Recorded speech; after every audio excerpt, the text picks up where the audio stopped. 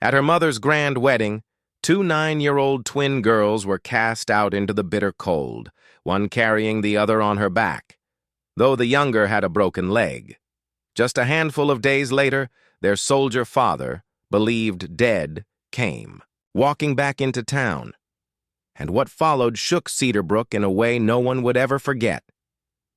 Before we step into this powerful story of love, betrayal, and justice, I want to invite you to take part. Tell us in the comments where you're watching from. Your voice matters here. Now sit back and let yourself be pulled into the story. The morning in Cedarbrook rose with a brightness that seemed almost too beautiful, as though the autumn sun had chosen this day, above all others, to bless the town. Its golden light poured across the rooftops, spilling down over the cobbled streets, and set the hills aglow with fire-colored leaves. The air carried the sharp, clean bite of Oregon's mountain wind, mixed with the sweet perfume of pine trees, and roses freshly cut and placed along the church path. It was a morning made for joy, and the bells of the old stone church chimed with measured grace, echoing across the valley, announcing to all that a wedding was about to begin. Marissa. Hale's wedding, a union with a wealthy businessman from Portland. For Cedarbrook, it was the event of the year. The church itself stood like a jewel in the heart of town. White stone columns stretched toward the blue sky, draped with silken ribbons that fluttered softly in the breeze. Garlands of ivory lilies curled around the entryway, their fragrance so strong that it carried halfway down the street. Guests had poured in from every corner of the county, filling the wide steps with chatter and laughter. Women clicked across the stones in polished heels, their dresses sparkling in the sun, necklaces catching the light with every tilt of their heads. Men in pressed suits and starched collars lingered nearby, their voices booming, their smiles broad, as though sharing in a celebration that belonged to them all. Inside, the church glittered like a palace. Chandeliers hung heavy from the vaulted ceiling, scattering shards of brilliance across the polished pews. The aisle was blanketed in petals, soft and fragrant, waiting for the bride to pass through. Silver embroidery gleamed on the altar cloth, each stitch done to perfection, each detail designed to impress. No expense had been spared. This was no ordinary wedding. It was meant to declare Marissa Hale's triumph to the world, and Marissa herself was ready for that stage. Tall, statuesque, and carrying herself with the air of someone who had won a long and bitter game, she moved among the guests like a queen among her court. Her auburn hair was swept into a flawless bun, her gown a sheath of lace and pearl that clung and glittered with every step. Her hazel eyes gleamed, not with warmth but with calculation. Her smile, though perfectly painted with red lipstick, never reached them. To anyone watching, she was the picture of success, a woman who had risen above her past and remade herself into the jewel of Cedarbrook. But beneath that polished exterior lay the truth. Marissa had not always stood so tall. Her first husband, Ethan Cole, had gone to war years earlier and had been declared missing in action. With no word, no body, and no promise of his return, Marissa had let the past fade. Piece by piece, she stripped away the life she once had, the husband who had loved her, the home filled with children's laughter, and even the girls themselves. She had built a new identity, one that had no room for burden, no room for weakness, and no room for ties that reminded her of who she had been. The organ's deep notes swelled, bringing the room to hush. The officiant cleared his throat. Every head turned toward the grand wooden doors, waiting for the bride's procession. Just as the first chords of the bridal march lifted, those heavy oak doors creaked once more. And into that grand hall stepped not a bride, but two little girls. Hazel Cole stood first, her thin arms locked tight around the body of her twin sister, Ivy. They were only 9 years old, yet already the weight of the world pressed against their small shoulders. Their honey-brown hair, tied in ponytails that had long since unraveled, stuck out in wild tangles. Their faces mirrored one another's pale skin, but Hazel's chin lifted with a strength far older than her years. She wore a faded denim dress, its hem ragged, and her yellow leggings carried stains from days of trudging through dirt and rain. Still, her eyes burned with determination, even as her legs quivered under the weight she carried. On her back clung Ivy, her face drawn with pain. A rough wooden splint bound her right leg, a poor fix for a break that had left her helpless. She wore a unicorn shirt dulled with grime, a tutu skirt whose pink had faded into a dusty rose. Her lips were pale, her cheeks too hot with fever. Yet her gaze clung to the beauty of the church. The candles, the flowers, the sparkle of dresses, as though still believing she might belong. In her arms she hugged a teddy bear, threadbare and missing an eye, its seams frayed but held close like a piece of home. The congregation erupted in whispers. Gasps darted from guest to guest like sparks leaping from a fire.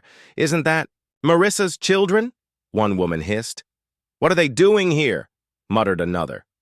Heads craned, eyes narrowed. The organ stuttered into silence. At the end of the aisle, Marissa froze. For a single heartbeat, her expression cracked. Something raw flashed across her face. Fear, anger, shame. But it vanished almost instantly. Her features iced over, her spine stiffened, and she raised a hand as though pushing away a curse. "Get out," she hissed, her voice sharp as broken glass. Hazel staggered forward, eyes desperate, clutching her sister tighter. "Please," she whispered, her voice trembling but strong enough to echo across the still church. "She can't walk. She just needs a place to sit. Just let us stay for a little while." "No." Marissa's word rang louder this time, echoing beneath the high ceiling. "This is not your place. You are not welcome here." Her gaze swept the girls like a blade, cutting away any last thread of belonging. "Leave now!" The crowd gasped, a sound like a wave breaking. The groom shifted at her side, pale beneath his clean-shaven face and crisp charcoal suit. Yet he said nothing. No one did. Hazel's lower lip trembled. Her small arms tightened around Ivy. "But Mama—" "Don't call me that." The words lashed across the room like a whip. Marissa's hand sliced through the air. "Out!" Silence swallowed the church. Not a guest moved to stop her. No voice rose to defend the children. All eyes followed as Hazel adjusted her sister on her back and stepped toward the doors. Her small shoes tapped against marble, each sound heavy with humiliation. Whispers followed them, some filled with pity, others with disapproval. A few guests looked away, unwilling to see. Others shook their heads, but still no one spoke. When Hazel finally pushed the doors open and carried Ivy back into the daylight, the grandeur of the wedding curdled into something hollow. From the third pew, a man in uniform stiffened. Luke Bennett, newly assigned officer to Cedarbrook, had come only as a guest of the groom's extended family. He was a man in his early 30s, broad-shouldered, his posture trained into strength. His hair was cut close, his jaw clean-shaven. Unlike those around him in silk and polish, Luke wore a simple blazer over his police blues, the badge at his belt catching the light. His eyes followed the girls as they left. His jaw tightened. He had seen neglect before in towns where pride or silence swallowed cries for help. And though he had not spoken a word, the desperate voice of Hazel, "Please, she just needs to sit," echoed in his mind like a bell that would not still. He noted everything: the crude splint, Ivy's fever-flushed face, the merciless tone of their mother. For the rest of the ceremony, Luke hardly glanced at the altar. While the guests strained to pretend the wedding could go on, his thoughts remained fixed on those two children stepping into the cold, alone, unwanted, forgotten. And quietly to himself, He made a promise. Cedarbrook was now his post. These children, whether their mother claimed them or not, were now his responsibility too. Outside, Hazel staggered down the steps. The sunlight felt cruel after the shadows of the church, and the faint laughter drifting from inside stung like a wound. Ivy pressed her fevered cheek to her sister's shoulder. "It's okay," she whispered faintly. "We don't need her." Hazel didn't answer. Her arms ached, her body shook under the weight, but she kept walking. Away from the flowers, away from the music, into the uncertain streets of Cedarbrook. Behind them, the bells rang again, but hollow now, as though even the town itself mourned the truth just revealed. The rain had passed by the time Hazel reached the dim streets, but the damp still clung to her skin. Evening shadows stretched long, storefront lights flickering weakly against the wet pavement. Her arms trembled beneath Ivy's weight, yet she did not stop. At last, she spotted the awning of Harper's Market, its faded red sign barely glowing. She slipped under its cover, lowering Ivy gently against the wall.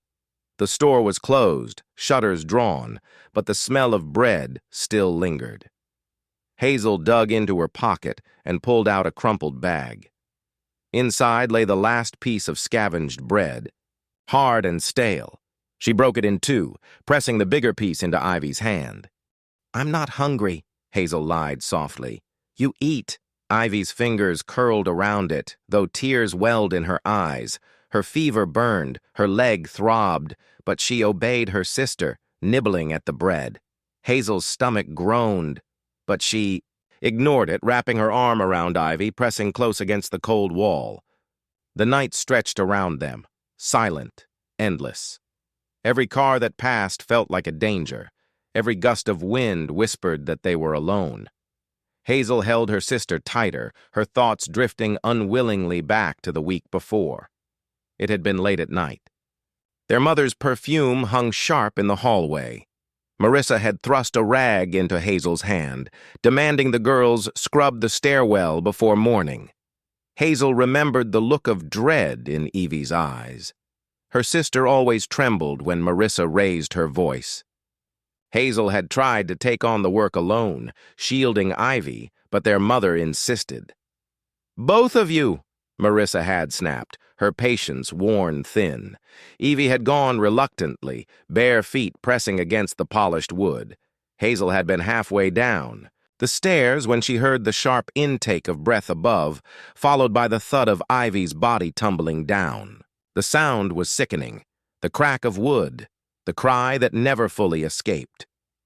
By the time Hazel reached her, Ivy's leg bent at an unnatural angle, tears streaming silently down her cheeks.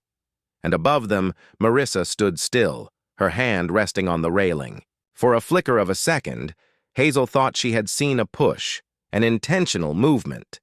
But by the time Hazel looked up fully, Marissa was already retreating into shadow, muttering coldly about clumsiness. Hazel had wanted to scream, to demand the truth, but fear had sealed her throat. The memory haunted her now as Ivy shivered against her chest. Hazel tightened her grip around her sister. A storm raged inside her, a child's helpless anger mixed with terror. She no longer knew whether she feared their mother more or hated her. Both feelings clawed at her ribs. Meanwhile, across town, Luke Bennett sat at the small diner on Main Street, nursing a lukewarm cup of coffee. The neon sign outside buzzed faintly, casting a pale glow over his booth. He had been in Cedarbrook for barely 2 weeks, but already his instincts told him the town carried more secrets than its polished storefronts suggested. Luke was in his early 30s, his frame lean but strong, a man who carried himself with the quiet vigilance of someone who had spent years answering calls in the dead of night. His short, dark hair was neatly combed, though a few strands fell across his forehead, softening the sternness of his brow. His eyes, deep-set and gray, held the kind of patience that could calm a frightened child or unsettle a guilty man. He had grown up in a larger city and transferred to Cedarbrook to escape the chaos of urban precincts. He had hoped for quiet for a fresh start. Instead, what he had witnessed at Marissa Hale's wedding gnawed at him like an old wound. A waitress named Janelle, middle-aged with kind but tired eyes, approached his booth with a refill. She wore a faded apron, her graying hair tied back hastily, a smudge of flour on her cheek. She had lived in Cedarbrook her entire life and carried the weight of local gossip as if it were part of the menu. "You're the new officer, aren't you?" she asked, her voice soft yet probing. Luke nodded. "That's right, Bennett." Janelle sat down the pot, hesitating. "Saw you at the Hale wedding. You saw those girls too, didn't you?" Luke leaned forwards lightly. "You know them?" "Not personally," Janelle admitted, her hands twisting the edge of her apron. "But I've heard things from the folks in their neighborhood. Those girls, they don't laugh much, always sitting on the porch alone. And at night," she lowered her voice, glancing around through the diner was nearly empty. "People heard crying loud. Sometimes the mothers shouting ugly words." Luke's jaw tightened. "Did anyone report it?" A bitter smile tugged at Janelle's lips. "In Cedarbrook, people mind their own business, or they pretend to." Luke scribbled the information into his notebook, the weight of his decisions settling in. He couldn't ignore this. Not now. The next morning, Luke drove his patrol car through the neighborhood where Marissa once lived. The house sheer were modest, paint peeling from shutters, fences sagging. Children's bicycles lay rusting in yards, and the smell of woodsome smoke clung to the crisp air. He parked near the corner and walked toward a weathered house with a porch swing creaking in the wind. On the porch sat Mrs. Callahan, a wiry woman in her 60s with snow-white hair piled into a bun. She wore a thick cardigan despite the mild day, her sharp blue eyes narrowing as Luke approached. "You the officer?" she called out, her voice rasped from years of cigarettes. "Yes, ma'am," Luke answered politely.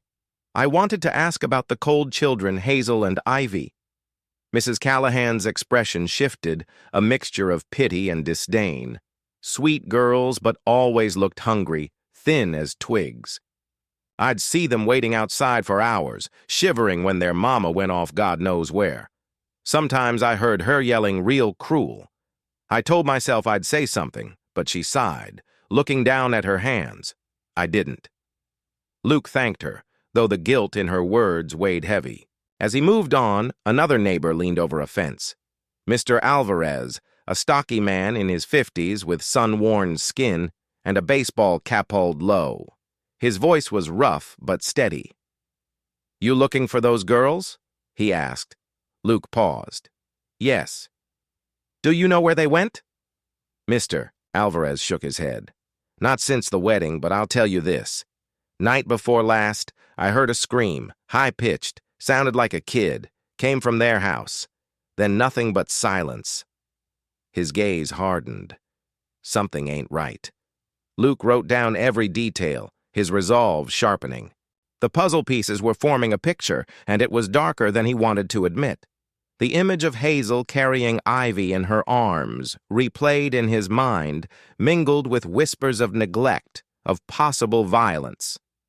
He could no longer tell himself this was a misunderstanding. That night, under the supermarket awning, Hazel shivered violently, her arms wrapped around Ivy's burning body. She pressed her cheek to her sister's hair, whispering promises she wasn't sure she could keep.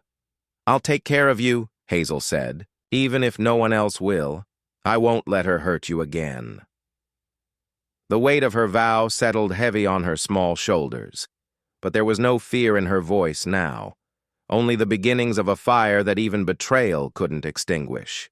The train from Portland rolled into Cedarbrook Station with a hollow metallic groan, its brakes screaming against the rails before it stilled.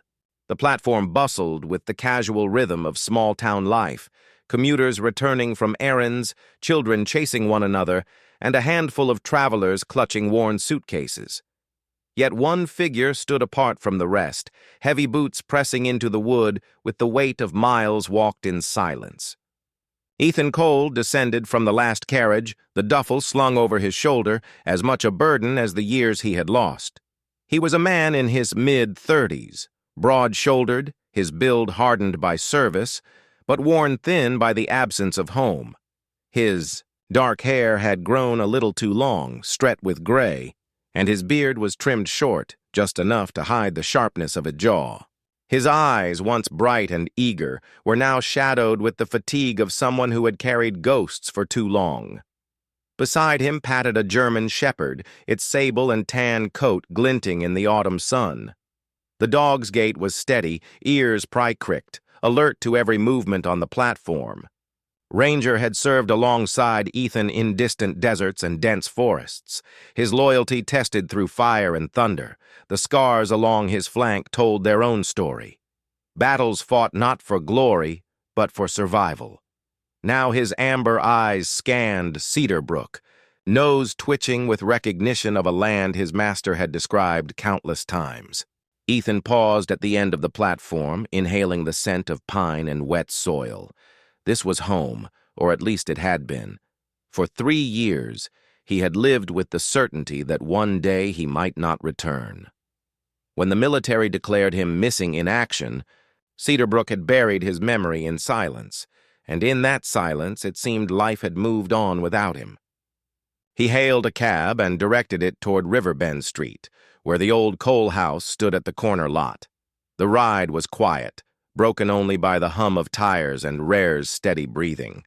Ethan stared out the window, tracing familiar landmarks, the faded diner sign, the small bookshop with ivy climbing its brick face, the crooked lamppost that had always leaned a little too far. Each sight tugged at him, filling the Halloween side with both longing and dread. When the cab turned the final corner, Ethan's chest tightened. The house was there, but it was no longer his. The white paint had dulled to a sickly yellow, shutters closed tight. A different car sat in the driveway, unfamiliar, and children's toys were nowhere to be seen. The swing he had built years ago for his daughters was gone, replaced by a patch of gravel. He paid the driver, shouldered his duffel, and stood at the gate. Ranger pressed close, ears twitching. Ethan pushed the gate open. It groaned as though reluctant to let him in. He walked the path slowly, his boots crunching against stones that once echoed with the laughter of 2 little girls. At the porch, he knocked once, twice, no answer. He tried the handle, but the door was locked. He leaned his forehead against the wood for a moment, shutting his eyes.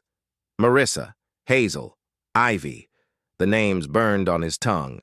"Sir." The voice came from the side yard. Ethan turned to see Mrs. Whitaker, the neighbor who had lived across the street for decades. She was in her early 70s now, her frame still upright, though her face had deepened with wrinkles. Her silver hair was pulled back in a neat bun, and she held a basket of laundry under one arm. She froze when she recognized him. "Ethan Cole," she whispered, her hand flying to her mouth. "Lord above, they said you were gone." Ethan gave a weary nod. "I made it back." Mrs. Whitaker hurried closer, ears wide with shock and pity. "You poor man. You don't know, do you?" His stomach dropped. "Know what?" She hesitated, the basket trembling in her hands. "Your wife, Marissa, she's remarried just last week. There was a big wedding at the church. Her voice faltered. She turned your girls out, Hazel and Ivy right there in front of everyone. The world seemed to tilt. Ethan gripped the porch rail, his knuckles white. She what? Mrs. Whitaker's eyes shone with tears. The girls came in, one carrying the other. One of them's hurt, her leg. Marissa. She told them to leave. No one stopped her. Ethan's breath came ragged, his chest burning. He had endured firefights and nights beneath Forenskis, but nothing could have prepared him for this blow. His daughters abandoned, cast aside as though they were nothing. Ranger wed softly, pressing against his leg as if sensing his master's turmoil. "Where are they now?" Ethan asked, his voice barely a whisper. Mrs. Whitaker shook her head helplessly. "I don't know. Haven't seen them since that day." Ethan turned away, fists clenched. He couldn't allow himself to collapse. His girls needed him. That evening, Ethan walked the length of Riverbend Street searching for any sign. RER's nose worked furiously, sniffing at the ground, tail stiff with concentration. They circled the old yard where the grass had grown patchy and weeds pushed through the cracks in the pavement. Ranger halted near the side fence, sniffing hard at a spot near the soil. He growled low in his throat, ears flat. Ethan crouched beside him. There, faint against the dirt, was a dark stain. He touched it, felt the dryness, blood. Beside it lay a scrap of fabric, a piece of faded yellow, the same shade as Hazel's leggings. "Dear God," Ethan murmured, his chest tightening.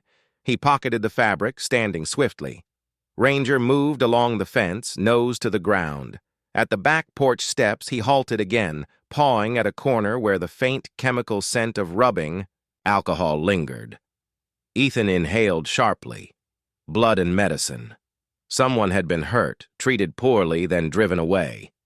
The image of Ivy with her fragile frame seared into his mind. "We'll find them," Ethan whispered, gripping Riers's collar. "We'll find them before it's too late." Elsewhere, Luke Bennett stood outside the precinct, twilight draping Cedarbrook in a violet haze. His shift had ended, but the memory of Hazel and Ivy at the wedding gnawed at him. He lit a cigarette, the smoke curling into the air when a fellow officer approached with a folded newspaper. "Hey, Luke," Thiemann said casually. "You here? Ethan Cole's back. Walked off that train this morning. Folks thought he was dead." Luke's hand still mid-air, cigarette forgotten. "Ethan Cole? The soldier?"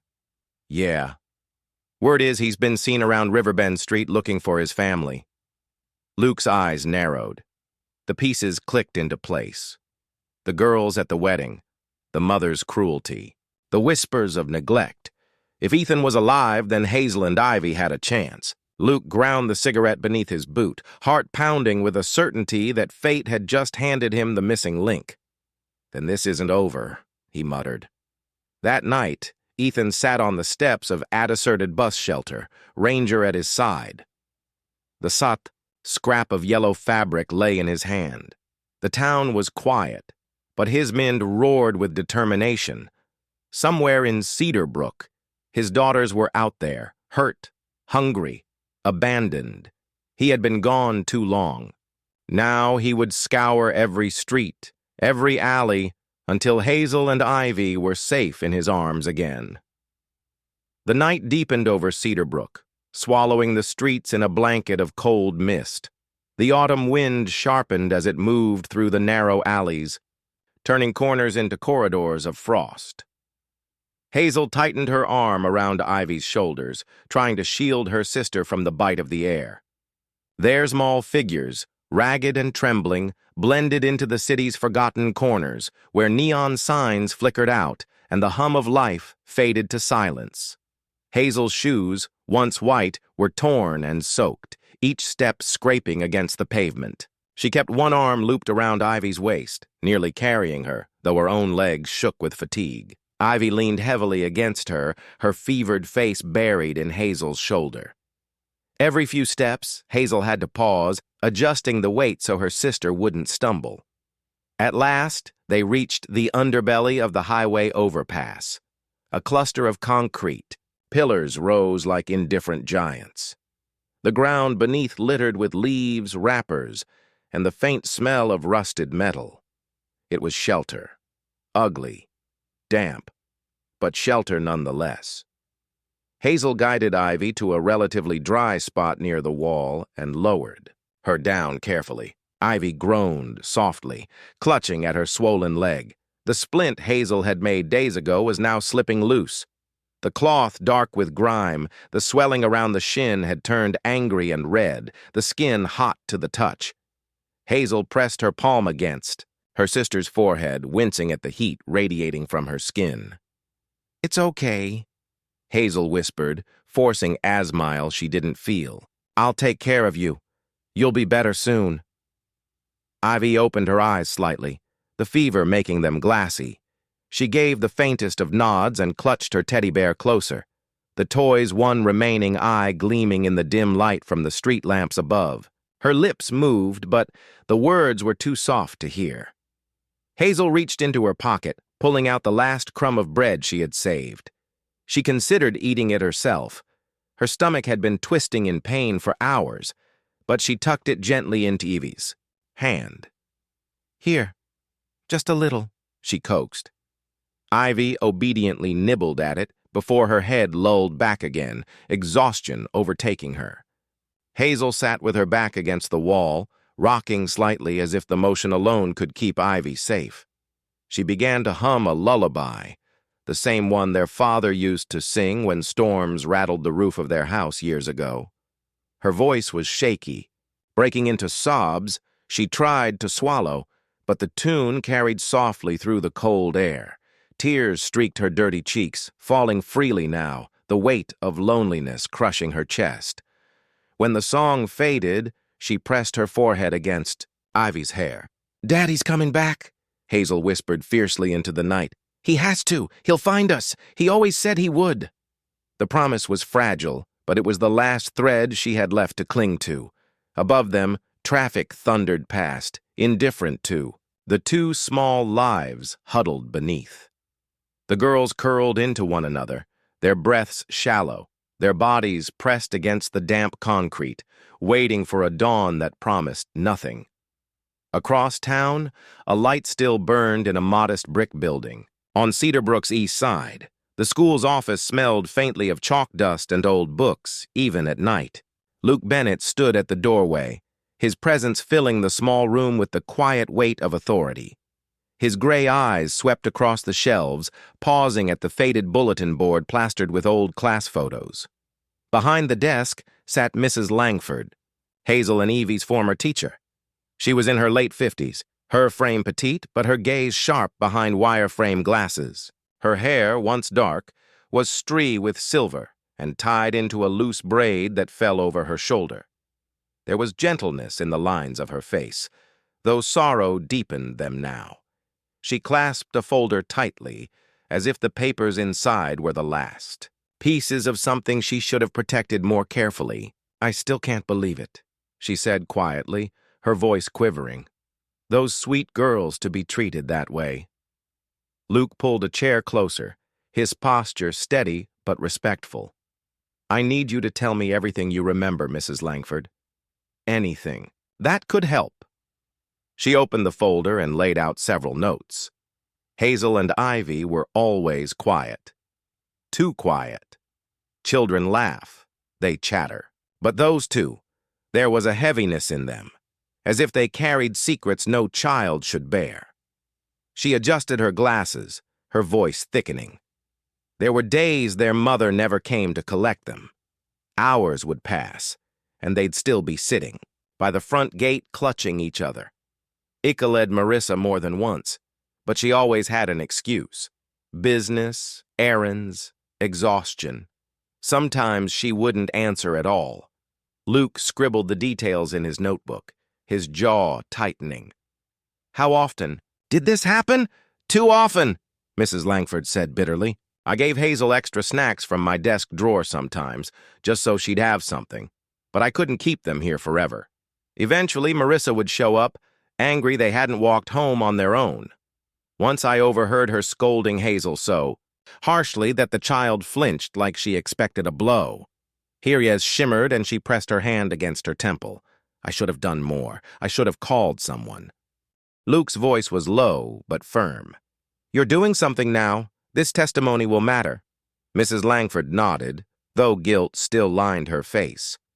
She slid a photograph across the desk, a class picture from last year. Hazel stood with her hands protectively on Ivy's shoulders, her chin lifted in quiet defiance. Ivy's smile was faint, almost apologetic, as if afraid to draw attention. Luke studied the photo carefully. These were not just neglected children. They were survivors holding each other up in ways no child should have to. He slid the photo back, gently. "Thank you, Mrs. Langford. This could be the key to proving neglect." As he left the school, the night air hit him sharply. He paused by the steps, glancing up at the stars barely visible through the haze of town lights. The memory of Hazel's face in that photograph, of Ivy's frailty at the wedding, burned into his thoughts. His instincts told him the girls were still out there somewhere, lost, desperate, but alive. He tightened his coat, muttering under his breath, "Hold on, kids, we'll find you." Back beneath the overpass, Hazel stirred awake to Evie's soft whimper. She adjusted the splint, whispering soothing words, though her own body ached from the cold. Her voice was cracked, her throat raw, but she began the lullaby again, clinging to the hope that her father's promise was not just a dream. In the darkness of Cedarbrook, the threads of fate were weaving closer. A father searching, an officer piecing together truths, and two fragile children huddled on the edge of despair. Rain swept across Cedarbrook in a gray curtain, soft but relentless, washing the town in rippling reflections. The markets were shutting down for the night. Vendors covered their stalls with tarps, and lantern lights flickered against the puddles forming between cobblestones.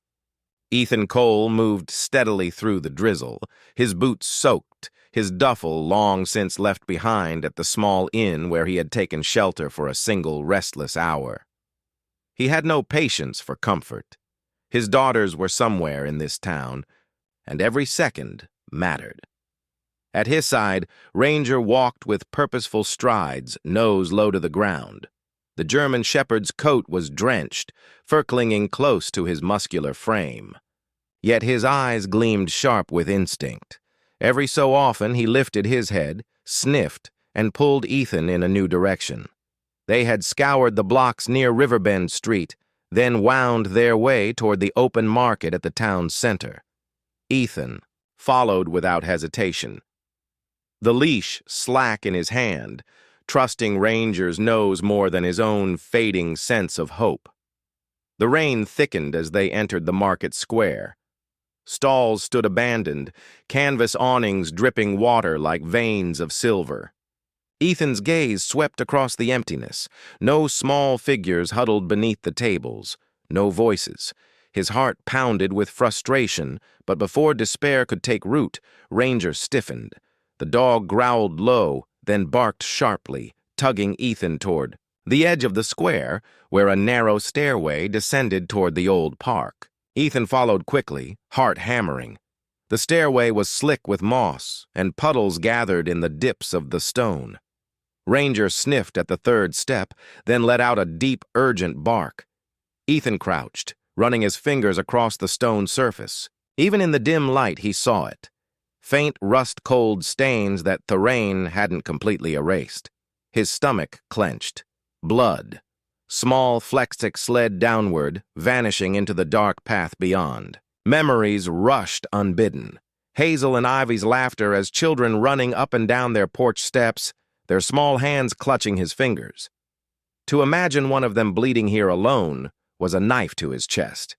His hand curled into a fist, trembling, with both grief and fury.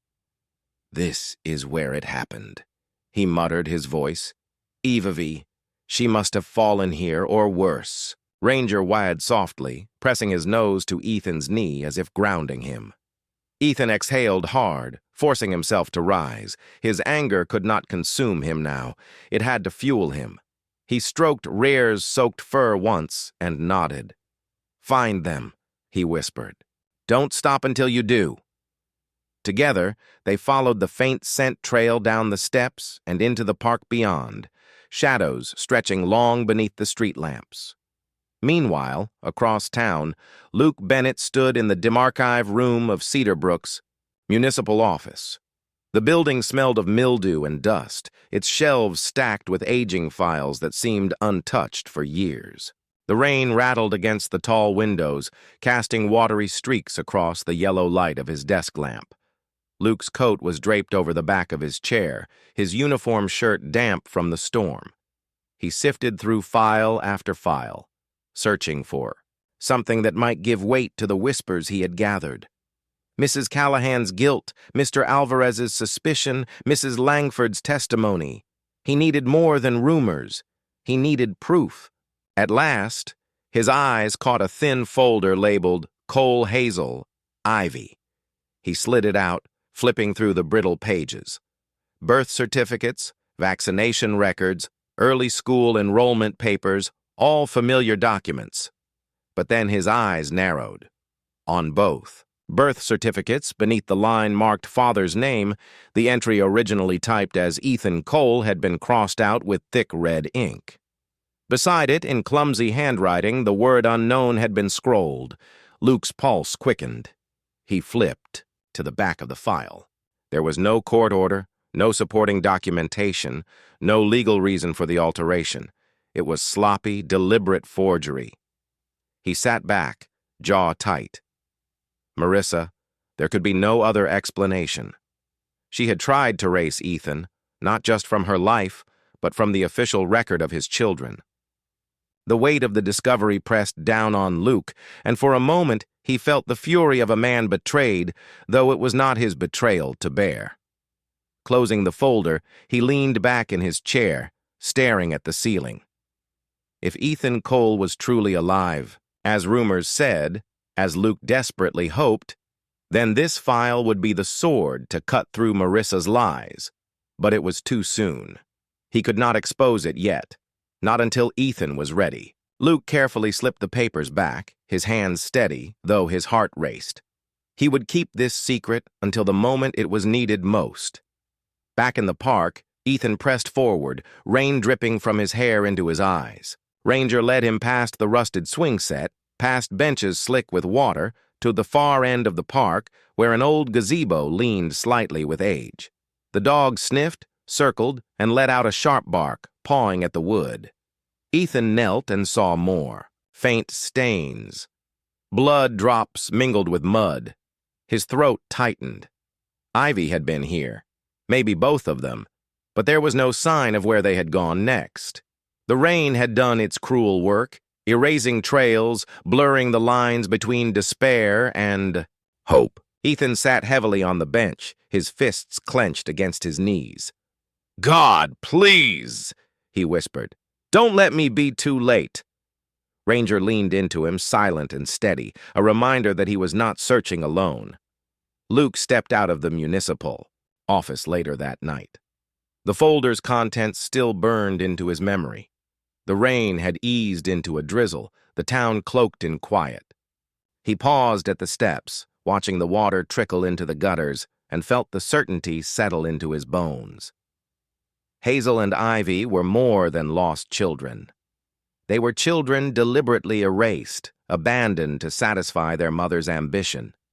He pulled his coat tighter and whispered to himself, "When Ethan finds them, this will all come out." Every last lie. And under the dark sky of Cedar Brook, two paths moved closer. One of a father and his loyal dog tracing the scars of suffering, and one of an officer holding in his hands the proof of betrayal. Soon both trails would converge. The streets of Cedar Brook lay nearly silent under the cloak of midnight. Rain still clung to the asphalt in thin, shimmering layers, reflecting the dull yellow of the street lamps. Ethan moved quickly, his boots splashing, through shallow puddles, Ranger striding close at his side.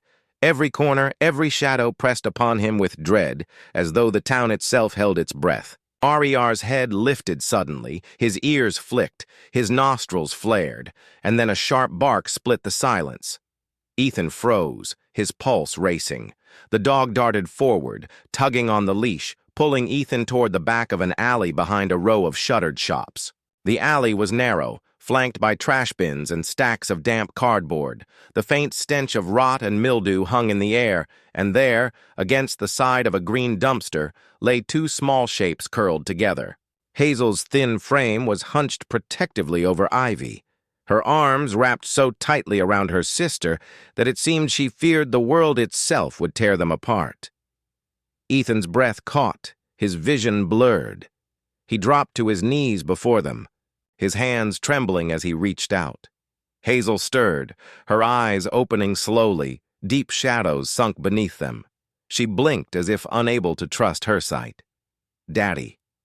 The word was little more than a rasp, a child's desperate hope breaking through exhaustion. Ethan's chest heaved with sobs he had carried for years. He gathered both girls into his arms, holding them as if they might vanish if he loosened his grip. "Daddy, Cher," he whispered fiercely, tears slipping down his cheeks. "Daddy won't leave again. Not ever." Ivy whimpered softly, her forehead burning, hot against his shoulder. Her breathing was shallow, ragged, her face flushed with fever. Hazel clung to him weakly, her arms trembling, but the relief in her eyes shone like a fragile star. Ranger pressed close, his body forming a barrier against the cold wind that swept the alley. He nudged Hazel's hand gently with his nose, then licked it, his warm tongue a silent reassurance. Hazel let out a tiny sob, burying her face against Ethan's chest. For a moment, the world seemed to stop. Father and daughters, torn apart by years of silence and betrayal, had found one another, again in the most desolate of places. Yet in that moment, surrounded by shadows and refuse, they were whole. "Ethan," the voice cut through the night. Ethan looked up to see Luke Bennett hurrying into the alley, his flashlight beam slicing across the damp walls. His uniform was soaked from the rain, but his expression was one of urgent relief. He had been following his own trail, guided by the instinct that the girls were close. Luke dropped to a crouch beside them, scanning Ivy quickly. "We have to move. She's burning up. That leg, it's infected." Ethan nodded, his jaw clenched. Without hesitation, he shifted Ivy into his arms, lifting her carefully, though his muscles shook with the effort. Hazel clung to his sleeve, unwilling to let go. Ethan scooped her closer, too, though she was old enough to walk. She had carried enough burdens already. Luke rose, already calling into his radio. "This is Officer Bennett. You need medical staff on. Stand by. We're bringing in 2 children. Serious condition." His tone was clipped, steady, the kind that broke no argument. Together they moved swiftly through the rain-slick streets. Ranger trotted ahead, ears sharp, as though clearing the path. Hazel's head rested against Ethan's chest, her eyes drifting closed, exhaustion claiming her at last. She murmured something he barely caught. "Don't go away again." "I won't," Ethan whispered back, holding her tighter. "Never again." The hospital loomed at the end of the road, its windows glowing faintly like beacons. Nurses hurried out with a stretcher as Luke guided them in. Ethan laid Ivy down, his hands reluctant to let go, even as the staff began their work. Inside, the harsh lights of the emergency room illuminated every detail too clearly. The angry swelling in Ivy's leg, the raw edges of the wound where infection had taken hold. Dr. Mason, a middle-aged physician with steady hands and a lined face, that spoke of long nights, examined her quickly. He wore his white coat unbuttoned, his stethoscope swinging as he barked orders to the nurses. "She's septic," he announced grimly. "We need 4 antibiotics, fluids, and a surgical cleaning of that leg now." Hazel, half asleep in Ethan's arms, stirred at the words. Her eyes fluttered open in panic. Is she going to die?" Ethan kissed the top of her head, though his own fear clawed at him. "No, baby. She's going to get better now. They're going to help her." Luke stepped closer, resting a hand on Ethan's shoulder. His voice was firm but quiet. "You got them back. That's what matters tonight. We'll make sure they're safe from here." Ethan met his eyes, gratitude shining through the haze of exhaustion. "Thank you for not turning away." Luke gave a faint, tired smile. "No child should be abandoned like that, and no father should fight this alone. We'll see this through together." Hours passed in tense silence. Ethan sat in the waiting room. Hazel, curled on his lap, her small breath steady now as she slept against his chest. Ranger lay at his feet, his head resting on his paws, ever watchful. The sterile scent of antiseptic hung heavy in the air, punctuated by the distant hum of machines. Finally, Dr. Mason emerged, removing his gloves. His expression was weary, but less grim. She's stable. The infection was bad, but we've started treatment in time. With rest and care, she'll recover. Ethan closed his eyes, his whole body sagging with relief. Hazel stirred, blinking up at him. He kissed her hair, whispering, "She's safe. We're safe now." Across the hall, Luke leaned against the wall, his arms crossed. His gaze was fixed not just on Ethan and the girls, but on the path ahead. Proof of neglect, falsified documents, children nearly lost indifference. Every piece was falling into place. He would not stop until justice was served. In the quiet hours before dawn, Ethan remained seated, Hazel asleep in his embrace. Ranger curled close like a sentinel. For the first time in years, he allowed himself to believe in hope, not fragile or fleeting, but fierce and unyielding. He had found his daughters, and he would never let them be lost again. The bells of Cedar Brook Courthouse rang with a dull echo that morning, their toll carrying across the square like a summons. By the time the doors opened, a crowd had already gathered. Farmers in heavy coats, mothers with children clutching their skirts, elderly couples leaning on canes. All of them had come not just to watch, but to witness. The scandal had wound itself into every corner of town. The soldier who returned from the dead, the twins cast out during a wedding, and the mother whose name was whispered now with contempt. Inside the courthouse, the air was heavy with anticipation. Wooden pews creaked beneath the weight of bodies packed tightly together. Murmurs rose and fell like waves, breaking only when the bailiff called for silence. At the front sat Judge Franklin Hale, a stern man in his late 60s with a crown of white, hair and a face that rarely betrayed emotion. He had presided over Cedar Brook's most difficult cases, yet even he seemed unsettled, tapping his gavel twice before clearing his throat. Court is now in session, he intoned. Marissa Halentered moments. Later, escorted by 2 deputies. She wore a tailored navy dress, her hair pinned into an elaborate twist, but her face had lost its polished glow. Her lips trembled, her eyes darting nervously to the crowd. Chet tried to sit tall to command respect, but the whispers that rippled through the room made her shrink against the bench. Ethan sat across the aisle, Hazel beside him, her small hand clutched in his. Ivy remained in the hospital recovering, though the doctors had finally declared her out of danger. Ethan wore his military uniform, pressed but weathered, the medals on his chest gleaming faintly beneath the pale courtroom lights. Ranger lay at his feet, calm but alert, as though even here he served as protector. Luke Bennett leaned forward in the row behind them, his notebook balanced on his knee, his gray eyes flicked constantly between the judge, the lawyers, and Marissa herself. He had gathered every shred of evidence, and now the truth would see daylight. The prosecutor, Ellen Carver, a sharp-featured woman in her 40s with auburn hair and a commanding voice, stood first. She adjusted her glasses, scanning the jury before beginning.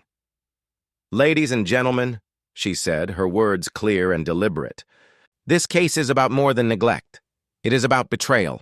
It is about a mother who not only abandoned her children, but attempted to erase their father from existence." She held up a folder and opened it to the birth certificates of Hazel and Ivy. Bold strokes of red ink crossed out Ethan's name. "Here, we have the first piece of evidence. Official documents altered illegally. Ethan Cole, a soldier in active service, was declared dead without proof. And yet, rather than honor his sacrifice, Marissa Hale bribed a municipal clerk to remove his name, to brand his daughters fatherless. "This is fraud!" Gasps rippled through the room. Marissa flinched, her knuckles whitening against the table. Ellen continued, producing affidavit. But it does not end there. Witnesses, neighbors, teachers, even guests at her second wedding testified to the same truth. Hazel and Ivy endured nights left alone, days of hunger, and words that cut deeper than strikes. And in front of over 100 guests, Marissa Hale cast them out of her own wedding, calling them burdens, the very people she was sworn to protect. A heavy silence settled as Ellen stepped back. The defense attorney, a younger man with slicked back hair and an expensive suit, stood shakily. His voice lacked the steel of conviction. My client suffered stress. She believed her husband was dead. She was under pressure. His arguments faltered against the mountain of evidence. Every sentence seemed thinner than the last, his words swallowed by the cold stares of the town's folk. Marissa tried to interject once, her voice rising in a panicked cry. "They're lying. I did what I had to." Judge Hale struck his gavel sharply. "Order, Mrs. Hale. You will remain silent unless addressed." Her protest dissolved into silence. The next witness was Mrs. Langford, the girl's teacher. She took the stand with trembling hands, but a steady gaze. Her voice cracked at first, then steadied as she recalled the countless days Hazel and Ivy waited by the school gate long after their classmates had been collected. She spoke of Hazel's protective nature, Ivy's quiet suffering, and the times she herself had nearly called social services. "I should have done more," she admitted, her voice breaking. "But today, I will not remain silent." Her testimony drew murmurs of sympathy from the gallery. Then came Mr. For Alvarez, the neighbor. His arms folded firmly as he described hearing screams in the night, the sharp bark of Marissa's voice, scolding the children until even the dogs in the street went silent. Others followed, each voice weaving the same damning tapestry, a mother's cruelty witnessed too many times to be denied. As the testimonies concluded, the prosecutor called Luke to the stand. He straightened his uniform as he walked forward, his composure calm but unyielding. He spoke of the night he saw Hazel carry her sister into the church, of the neighbors' accounts, and of the fraudulent records he uncovered in the municipal office. "These girls were failed," Luke said, his voice firm, "not just by their mother, but by the system she manipulated. But now, at last, they have a chance at safety, at truth, and that begins with holding Marissa Hale accountable." Ethan sat rigid, his hands squeezing Hazel's gently. For the first time in years, he felt not the helplessness of absence, but the strength of presence, the certainty that justice would be spoken aloud. The climax came when the town attorney, Mr. Jacobson, a heavy-set man with thinning hair and a reputation for blunt honesty, revealed the final thread, a signed confession from a junior clerk admitting to falsifying the records under Marissa's bribe. The courtroom erupted, the judge hammering his gavel to restore silence. "This," Jacobson declared, holding the statement high, "is the proof, fraud, corruption, and the deliberate erasure of a father's identity. It was illegal, immoral, and unforgivable." When all arguments had been made, Judge Hale leaned forward, his face grave. "The evidence is overwhelming. This court finds Marissa Hale guilty of child neglect, fraud, and conspiracy to falsify legal records. Sentencing will follow." Marissa's face drained of color. She swayed as though struck, her lips parted. In disbelief, the courtroom buzzed with restrained outrage, voices murmuring prayers of thanks, curses of disgust. Hazel gripped her father's hand tighter, her small voice whispering, "It's over now, right?" Ethan bent, pressing his forehead to hers. "Yes, Hazel, it's over. You're safe now." The gavel struck on final time, echoing through the chamber like the closing of a door. Cedarbrook had seen the truth, and justice had found its mark. The courthouse stood in silence as Judge Hale returned to the bench, his robe trailing like a shadow across the polished wood floor.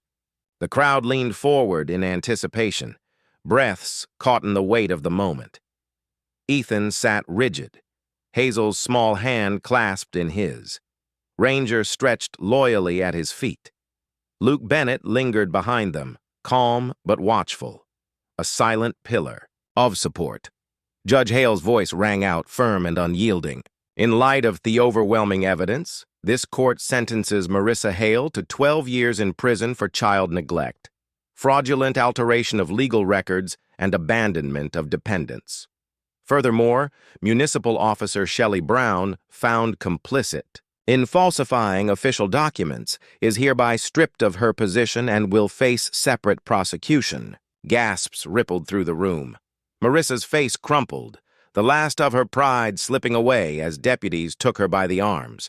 Her carefully pinned hair had come undone, strands falling over a pale, stricken face. She tried to speak, but her words dissolved into silence. The townsfolk stared with a mixture of scorn and grim satisfaction. The judge turned his gaze toward Ethan. His voice softened, though it carried authority. Custody of Hazel and Ivy Cole is hereby restored to their father, Sergeant Ethan Cole, with full and permanent guardianship rights. Hazel pressed closer to her father, her whisper almost lost in the echo of the gavel. "We're really safe now." Ethan's eyes burned with unshed tears. He pulled her into his arms, nodding. "Yes, Hazel, forever." The gavel struck one last time, reverberating like a promise that justice had at last been done. 1 month later, winter had loosened its grip on Cedar Brook. The air was crisp, but no longer cruel, and the lake at Silver Pines shimmered beneath the pale morning sun. Nestled along its quiet banks stood a small wooden house, newly painted in soft blue with white trim. Its porch overlooked the water, where pine trees cast long shadows across the rippling surface. Inside, the Cole family had begun again. Hazel and Ivy bustled about the living room, their cheeks no longer hollow, their laughter filling the air like music. Ivy, her leg wrapped but healing, leaned carefully on her crutches. She followed Hazel across the rug. Their small table was littered with crayons, paintbrushes, and a wide sheet of paper. Together they worked on a drawing that stretched nearly to the edges. A tall man with broad shoulders, 2 little girls with bright smiles, and a German shepherd bounding at their side. Across the top, in uneven letters, Hazel had written, "Daddy, Hazel, Ivy, and Ranger." Ethan stood in the doorway, watching quietly. His hair was shorter now, his uniform stored neatly away, traded for a flannel shirt and jeans. Yet his posture carried the same strength, tempered now with peace. Hesmilled faintly as his daughters lifted the drawing proudly, their eyes shining. "It's us," Hazel said, her voice brimming with pride. "And Ranger," Ivy added, pointing at the dog who wagged his tail and barked once as if on cue. Ethan crouched down, pulling them into a hug. "It's perfect," he said softly. "It's our new beginning." Outside, Ranger bounded into the yard, chasing the faint shadows of birds across the grass. For the first time in years, the home was not haunted by silence, but alive with the warmth of belonging. Luke Bennett arrived that afternoon, his patrol car crunching over the gravel drive. He stepped out, his uniform jacket unbuttoned, the corners of his mouth lifted in an easy smile. Hazel and Ivy darted to greet him, Hazel waving a paper crown she had made, Ivy offering him a cookie from the jar on the counter. Luke knelt to their level, his gray eyes softening. "Looks like I came to the best house in Cedar Brook," he teased. Ethan joined them on the porch, his handshake firm. "Your family now," he said quietly. "You know that." Luke nodded, his expression one of quiet gratitude. "And you're not alone anymore." He stayed for dinner, sitting at the worn wooden table, as Hazel chattered about her new school, and Ivy described the teacher who let her keep the class bunny on weekends. The house rang with laughter, and for once no shadows lingered at the edges. The townsfolk of Cedarbrook, shaken by the trial, had begun to look inward. Editorials filled the local paper, urging stricter child protection measures. Committees formed to monitor the welfare of vulnerable children. Neighbors meeting not just to gossip, but to hold one another accountable. Noon wished to see another Hazel or Ivy cast aside without warning. Ethan knew scars remained, scars on him, on his daughters, on the town itself. But as he stood at the edge of Silver Pine Lake with Hazel holding one hand and Ivy the other, he realized scars were not the end. They were reminders of survival. On the final evening of that first month, the family sat together by the water's edge. The sun had just begun its climb, painting the lake in strokes of gold and pink. Hazel leaned her head against her father's arm. Ivy nestled against his other side. Rangers sprawled loyally at their feet. The horizon glowed brighter with each passing second, a symbol not of what they had endured, but of what lay ahead. Ethan's voice broke the silence, gentle but resolute. "This is our dawn. No one can take it from us." Hazel squeezed his hand. Ivy smiled through sleepy eyes. Ranger gave a low, contented rumble. And as the first full light of day spilled across Cedarbrook, the Cole family sat together, whole, unbroken, ready for the future. Sometimes the greatest miracles do not come with thunder or lightning, but in the quiet return of a father, in the healing embrace of a child, and in the strength to begin again. Just as the dawn breaks after the darkest night, God's grace can turn sorrow into hope and brokenness into wholeness. In our everyday lives, we may not fight battles on foreign soil. Yet we each carry struggles and wounds unseen. Remember, no one is ever beyond the reach of redemption, and no family is ever too lost to be found again under God's light. If this story touched your heart, share it with others. Leave a comment with your thoughts and subscribe to the channel so we may continue to bring you more stories of faith, love, and resilience. May the Lord bless you and keep you, and may His miracles find their way into your